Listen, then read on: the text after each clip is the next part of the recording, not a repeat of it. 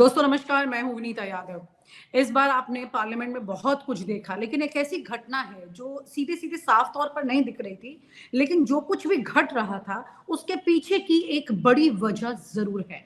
जो घटा, उस चीज़ को दबाने के लिए ये सब दिख रहा हो।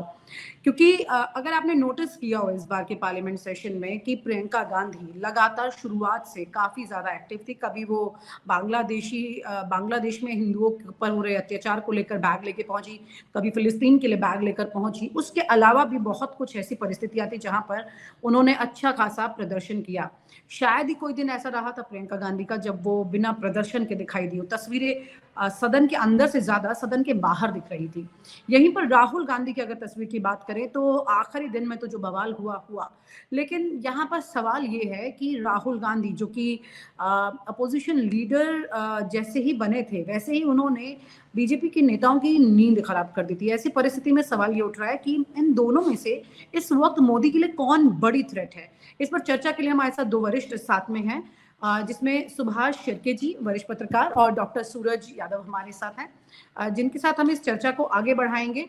क्योंकि सवाल ये उठता है कि इस पूरी कवायद में आखिरकार कौन ज्यादा बड़ा खेल खेल गया। सुभाष जी, आपने लगातार पार्लियामेंट सेशन इस बार देखा कैसे चलता रहा। हालांकि जनता के लिए हाथ तो कुछ भी नहीं लगा, जो था सिर्फ बवाल था। लेकिन इस सब के बीच में राजनीतिक गलियारों में ये चर्चा हो रही है कि प्रियंका के कदम जो पार्लियामेंट में आए हैं उसके बाद से एक अच्छी टक्कर मिली है। राहुल गांधी कुछ दिन नहीं दिख रहे थे जिस तरह से, उस वक्त में भी प्रियंका बराबर मोर्चा संभाले हुई थी। तो किसको लेकर ज्यादा थ्रेट है? जो एफआईआर उन्होंने कराई है सरकार की तरफ से, जो एफआईआर हुई है। हालांकि चर्चा लोग ये कर रहे हैं कि इतनी बड़ी घटनाएं इस देश में हो रही है, उनकी चर्चा नहीं है, लेकिन सांसदों की जख्म भर नहीं पा रहे हैं, ये चर्चा बहुत हो रही है। जी सुभाष जी।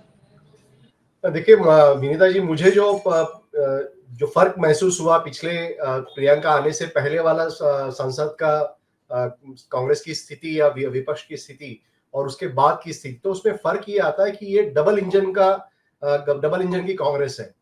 डबल इंजन की कांग्रेस जो है वो पूरी तरह से टूट पड़ रही है सब मोदी सरकार पर। इससे पहले राहुल गांधी अकेले लड़ते थे, इस बार प्रियंका गांधी भी उनके साथ आई हुई है। हालांकि ओरेटरी की बात करें तो प्रियंका गांधी राहुल गांधी से बेहतर है। जो मुझे देखने को मिला कि राहुल गांधी, इनका जो भाषण था वो फोकस नहीं कर पा रहे थे। मुद्दे उनके अच्छे थे लेकिन फोकस नहीं कर पाए थे। बीच बीच में बीजेपी के जो नेता हैं या सांसद हैं वो उनको टोक रहे थे और उनका ध्यान भटका रहे थे और वो भटक भी जा रहे थे। और ऐसे में कई चीजें उन्होंने मिस की, कई चीजें उन्होंने गलत कही और इसलिए फिर आंखें मिचकाना वगैरह ये बातें उन्होंने की। लेकिन प्रियंका गांधी की जो बात है, प्रियंका गांधी का भाषण एकदम सटीक था, एकदम टू द पॉइंट था और उन्होंने कोई वो टस से मस नहीं हुई, तो इफेक्टिव बहुत ज्यादा था। दूसरा, विपक्ष के पास ओरेटर्स की कमी है और हम देखते हैं कि अगर इससे पहले ये अपना सिंधिया थे, वो ज्योतिरादित्य सिंधिया, वो अच्छे ओरेटर थे। राज्यसभा में अच्छे ओरेटर्स है, लेकिन यहाँ पे नीचे अगर हम देखें लोकसभा में तो ओरेटर्स अच्छे नहीं है, इसलिए वो कमी ज्यादा महसूस होती है। लेकिन प्रियंका आने की वजह से ओरेटर्स की कमी कुछ हद तक ये की है, मैंने पूरी हुई है। दूसरा जो तरीका है, टॉपिक जो है, राहुल गांधी हमेशा जो सॉफ्ट स्पॉट है बीजेपी के, अदानी, उसको ज्यादा हर्ट करते हैं और इससे बीजेपी तिलमिला जाती है। तो वो तिलमिलाना जो है वो राहुल गांधी सीधे तौर पे वो बात करते हैं, लेकिन सुभाष जी, एक बीच में एक छोटा सा इंटरप्शन कर रही हूँ कि क्योंकि आप बिल्कुल सही लाइन पर इस कंपैरिजन को ले जा रहे हैं। इस बार ये भी देखा गया है कि बीजेपी के कुछ लोग प्रियंका की तारीफ कर रहे थे ऑफ कैमरा, और चाहे उसमें उन पत्रकारों की बात कर लीजिए जो उस लीग के साथ जुड़े हुए हैं, या फिर उन नेताओं की बात कर लीजिए जो खुद उस पार्टी से बिलोंग करते हैं। तो जो बात आप कह रहे हैं कि कहीं ऐसा तो नहीं है कि राहुल गांधी के अडानी के मुद्दे को डाइवर्ट करने के लिए प्रियंका और राहुल का कंपैरिजन भी सामने आ रहा हो? ये भी हो सकता है, क्योंकि आगे जाकर दोनों में कैसे फासला बनेगा, दरारें बढ़ेगी, इसके लिए कोशिश होगी। लेकिन ये दोनों भाई बहन हैं, वो इतने सालों से वो इकट्ठा है, कई उन्होंने आपत्तियां झेली है साथ में, तो मुझे नहीं लगता उनमें कोई फूट डालने की कोशिश कामयाब होगी। लेकिन दोनों का जो असर है वो ज्यादा हमें बीजेपी पर नजर आ रहा है। नहीं तो फिर इन दोनों को आपस में लड़वाने की कोशिश बीजेपी नहीं करती। विनीता जी, ये बहुत इम्पॉर्टेंट चीजें हैं, मतलब क्योंकि एक एक गतिविधि जो इस तरह की पार्लियामेंट में होती है उस पर बीजेपी ज्यादा होमवर्क करती है। बड़ी बात ये है क्योंकि यहाँ पर विपक्ष भले ही मुद्दों की बात करके चलता है, लेकिन इस वक्त सत्ता पक्ष जो है वो एक एक नेता की एक्टिविटीज को बहुत माइन्यूटली ऑब्जर्व कर रहा है। और डॉक्टर सूरज यादव भी इस बात को मेरे ख्याल से एग्री करेंगे इस बात से। डॉक्टर सूरज, आपको क्या लगता है कि ये सिचुएशन जो है किस कौन बड़ा थ्रेट है, ये इंपॉर्टेंट है, या फिर जैसा कि सुभाष जी ने कहा कि मुद्दे जो इंपॉर्टेंट है उसको दबाने के लिए ये नए मुद्दों को पैदा कर लिया गया? देखिए, दो घटनाएं हुई। एक तो हम सब जानते हैं कि किस तरह से एक बड़े झूठ के आधार पर और पार्लियामेंट के प्रोसीडिंग्स में लोगों को शामिल होने के लिए रोकने के लिए भारतीय जनता पार्टी के सांसदों ने जिस तरह की नौटंकी की है और केस फाइल करवाया राहुल जी के खिलाफ। एक चीज और हुई है जो हम लोग को जानना चाहिए, वो ये है कि वायनाड से जो जीती हैं प्रियंका जी, उनके खिलाफ अभी तिरुवनंतपुरम हाईकोर्ट में एक केस फाइल हुआ है कि उन्होंने अपने एफिडेविट में अपने संपत्ति की सही जानकारी नहीं दी है और उनकी सदस्यता रद्द की जाए। जाहिर है दोनों केस के पीछे भारतीय जनता पार्टी का हाथ। तो प्रश्न उठता है कि अब अगर उनकी नजर से देखा जाए कि कौन बड़ा थ्रेट है, तो इसमें दो तीन बातों को ध्यान रखना होगा। पहली बात तो ये है कि राहुल जी कौन से मसले उठा रहे हैं। देखिए, राहुल जी ने सही कहा सुभाष जी ने कि अडानी के मसले को उठाया। अडानी के मसले को इतना अधिक उठाया कि कई विपक्ष के या इंडिया गठबंधन के लोगों को भी लगा कि इस पर हम लोग थोड़ा अधिक जोर दे रहे हैं, बाकी मुद्दे छूट जा रहे हैं। लेकिन मेरी समझ में है कि जो सामाजिक न्याय का प्रकरण राहुल जी ने उठाया वो सबसे बेचैन करने वाली है आरएसएस और बीजेपी को। जिस तरह से उन्होंने जाति जनगणना के मुद्दे को एक पूरे न्याय यात्रा में आगे बढ़ाया, ईवीएम के मुद्दे पर भी उन्होंने सवाल खड़े किए, और जिस तरह से वो लगातार वो अग्निवीर का मुद्दा हो या नीट के मामले में है, उन्होंने जो संसद में इन बातों को रखा वो निश्चित तौर से जन आकांक्षाओं को और जन चिंताओं को सही ढंग से प्रतिबिंबित किया गया। प्रियंका जी एक बहुत सुलझी हुई स्पोक्समैन है या वक्ता है। उन्होंने भी अपनी बात बहुत अच्छे से रखी और एक चीज उन्होंने स्टडी भी किया है। देखिए, जब जनता पार्टी से पहले, यानी जब इमरजेंसी के दौरान जब कांग्रेस पार्टी को थोड़ा विचलित करना होता था तो उस समय एक सांसद थे पीलू मोदी साहब, उन पर एक अक्सर लगता था आरोप कि ये सीआईए के एजेंट है। एक बार वो एक टी शर्ट पहन के संसद में आ गए जिसमें लिखा हुआ था I am a CIA agent. अब ये उस समय तो इतने सोशल मीडिया नहीं थी, लेकिन अखबारों में वो सुर्खियों में वो टी शर्ट और वो खबर छपी। इससे क्या हुआ कि जो एक अहम मुद्दा था, एक उन पर आरोप था, उसको बड़ी ही आसानी से उन्होंने उसको दरकिनार करवा दिया और वो उन्होंने कहा कि भाई साबित करो। इसी तरह प्रियंका गांधी जब बैग लेके जा रही है, चाहे वो मिडिल ईस्ट के मुद्दे को लेके, बांग्लादेश के मुद्दे को लेके हो, तो बिना कहे वो उन मुद्दों को जनता के सामने रख रही है और अपना पक्ष को दर्शा रही। तो ये एक सुलझे हुए पार्लियामेंटेरियन का निश्चित तौर से एक एग्जाम्पल है। अब क्वेश्चन है कि बीजेपी को किससे अधिक खतरा है। तो ये देखिए, ये बीजेपी को दोनों से ही खतरा है।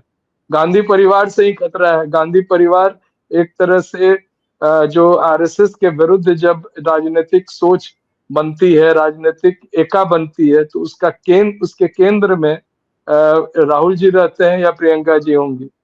दोनों भाई बहन में कोई भी हो या दोनों इकट्ठे हो और दिक्कत वाली बात है। तो ये अभी इसलिए दोनों के विरुद्ध जो केस दायर की गई है, ये दोनों को एक तरह से विचलित करने के लिए या उनके अपने जो कार्य है, ड्यूटीज है एज अ पार्लियामेंटेरियन, उससे इनको थोड़ा ध्यान भटकाने का ये प्रयास है। इसलिए दिखाता है कि भारतीय जनता पार्टी आरएसएस दोनों को लेकर चिंतित। जी जी, यहाँ पर मुझे लगता है कि अभी तो इस सिचुएशन जो है वो ऐसी हो गई है जैसे कि मल्टीपल फाइट इस वक्त नरेंद्र मोदी को करनी पड़ रही है सुभाष जी, क्योंकि इंटरनल पार्टी में भी करनी पड़ रही है, संगठन और पार्टी के बीच भी करनी पड़ रही है, कई नेताओं के साथ भी करनी पड़ रही है, इंटरनेशनल फाइट भी करनी पड़ रही है, क्योंकि देशों के साथ भी कोई डिप्लोमेटिक, अभी वो भले ही कतर से वहां का अवार्ड लेकर के आ जाए, बेस्ट सबसे बड़ा इनाम लेके आ जाए देश का, लेकिन उसके बावजूद भी उनके डिप्लोमेटिक इमेज जो है वो बहुत ज्यादा वीक पड़ी है।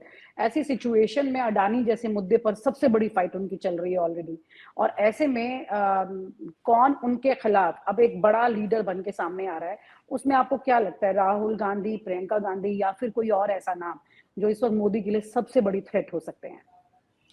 देखिए, मोदी इनके लिए राहुल गांधी सबसे बड़ा थ्रेट है, क्योंकि राहुल गांधी ने जो 2 यात्राएं की और भारत भ्रमण जो उन्होंने किया, तो क्या जमीन से जुड़ा होना ये उनके लिए बहुत महत्वपूर्ण बना। और उन्होंने जो एक उसमें जो वो निखर के आए एक जमीनी लीडर के तौर पे, क्योंकि लीडर तो पहले से ही थे वो, यानी, लेकिन उनको बोला जाता था पैराशूट से वो जंप कर गए, अचानक वो आ गए,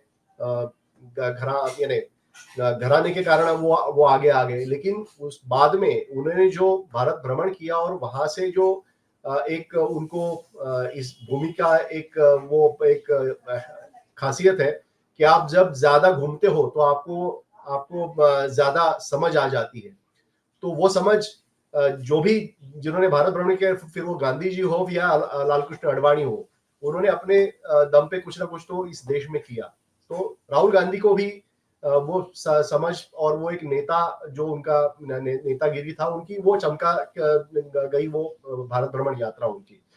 तो उससे उनको ये भी लगा कि इस देश में जो 2 विचारधारा है, एक है वो सेंट्रल थॉट से, और दूसरा जो ज्यादा जिसको हम राइटिस्ट बोलते हैं, वो राइटिस्ट थॉट जो है, उनके बीच में जो विचारधारा है, उनमें जो कई सदियों से युद्ध छिड़ा आ रहा है या फिर उसमें संघर्ष होता आ रहा है, उसको उन्होंने पकड़ के रखा है। और इसीलिए जात गणना की बात करते हैं, वो मनुस्मृति की बात करते हैं, और ये जो बात है वो सीधे ठेस पहुंचाती है बीजेपी के कोर चीजों को। बीजेपी कुछ भी बोले, लेकिन उनका कोर आज भी है कि चातुर्वर्ण बेस उनको सिस्टम यहाँ पे बनानी है, और उससे वो उन्होंने बिल्कुल यानी जो बंच ऑफ थॉट है गोलवलकर साहब का, वही उनके लिए बाइबल, कुरान और उनके लिए पूरा वो गीता है। ये उन्होंने कभी छुपा के नहीं रखा। हालांकि संघ के जो चीफ है वो पब्लिकली कुछ अलग बोलते हैं, लेकिन संघ के स्वयंसेवकों को पता है कि वो सिर्फ पब्लिक पोस्चर के लिए होता है।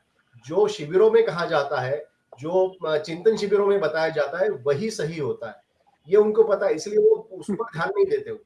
वो भटकाने वाली बात बाकी लोगों को होती है।